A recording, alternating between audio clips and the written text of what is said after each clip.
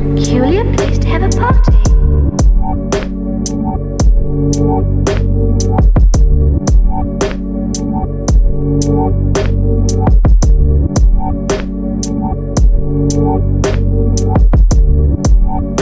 And come out the other side where people walk upside down. So, this is the Golf R, right? Now, a lot of you will be looking at me going, oh, you lucky thing. You're crazy, are you? You're in a Golf R and you're so lucky. But there's a lot of choice in this range. So, the biggest competition the Golf R has is actually the Golf GTI. Well, for me, in my head, I immediately start thinking, what's wrong with the Golf GTI? You're getting a two-wheel drive, very economical car that does basically everything that this car does, but just does it in a kind of more subtle way. The Golf R is four-wheel drive, okay, full four-motion styling, and manages to, savage fuel. I've done 151 kilometres and nearly half a tank used. Most of that's probably because my heavy right foot when it comes to this car.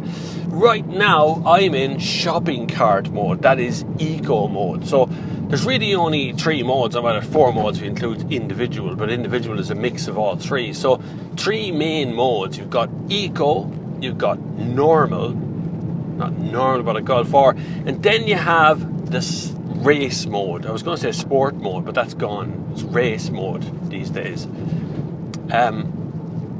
It makes a bloody big difference. So right now I'm in eco mode. I don't see it's doing much more fuel economy than it was doing before. I think it's doing pretty much the same thing as it was. It's just a lot quieter in here, I'll say that for it. There's the noise eco makes. Now, eco mode is probably the mode a lot of you will try and avoid when driving a car like this until you start getting the fuel bills. Once you click on mode and go into normal mode, it's kind of optimum profile for balanced driving. Factory settings is in brackets underneath it, which I find amusing. But that means kind of optimal. So it'll allow full throttle response. You put your foot down in fourth, you get that, and it works, okay? But it's when you go into this crazy thing called race. Optimum profile for dynamic driving. You can physically feel the whole car get a little bit raunchy. It's a bit like, you know, someone putting their hand on the front of your trousers, just a little bit, just around the top, not touching that critical, just, you know, a little ruffle here and there, and then, you know, you get that sound.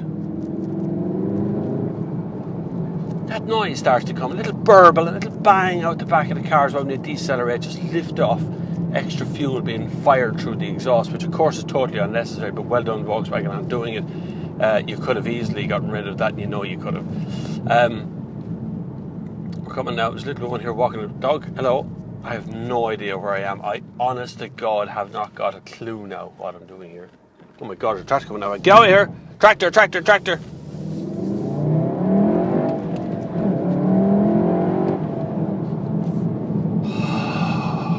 I could get so used to that noise. The problem is that you hunt for that noise the whole time.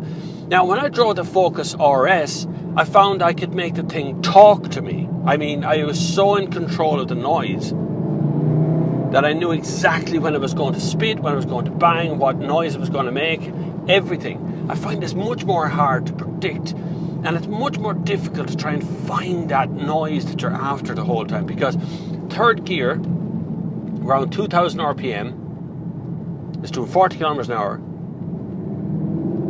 There's a low grumble, very low, very deep. It's like Tom Jones clearing his throat.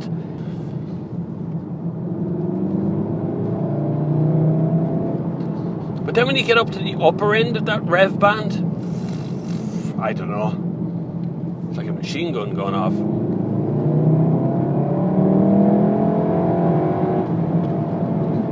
It doesn't sound as nice up there, up in the high rev part. You are going very fast, don't get me wrong, but you just don't, it doesn't feel like it.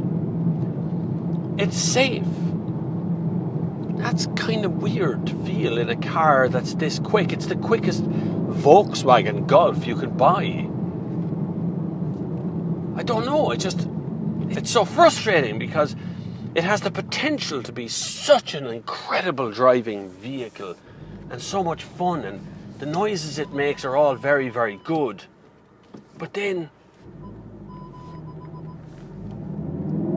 you're kind of let down by the lack of what it does. It's great fun when you burble along. I find that's much nicer. Or when you go very fast. I've driven this on a track last year. We're in Mondello. I drove it, a Golf GTI, and a Saint Leon Cupra around Mondello, and the Cupra was the fastest while I was driving. Where do I go with that? Do I say you should go and buy a Golf R because it's better than GTI? It's not really. It's not that much more special, but the price difference is very small. So yeah, maybe you should. You want to save some fuel, you want to have a good fuel economy run, drive a car every single day, everywhere, GTI. You want to have a car that once in a while you'll get a knowing nod from somebody.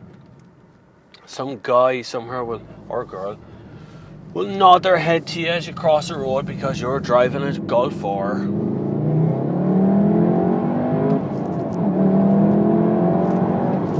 It does cover ground incredibly well though, doesn't it? I got like 2 more gears. I'm not even close to the top of the rev range, and I'm already sitting here at 100 kilometers an hour. For a hot hatch, for a 5-door hot hatchback, that I'm happy that you could bring your granny to shopping, drop the kids off to school, and I did this morning in this, drop the kids off to school.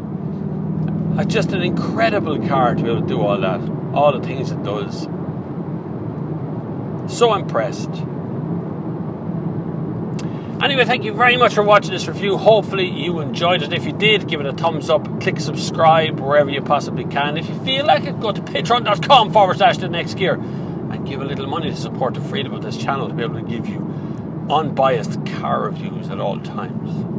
Until the next time, I will see you on the far side.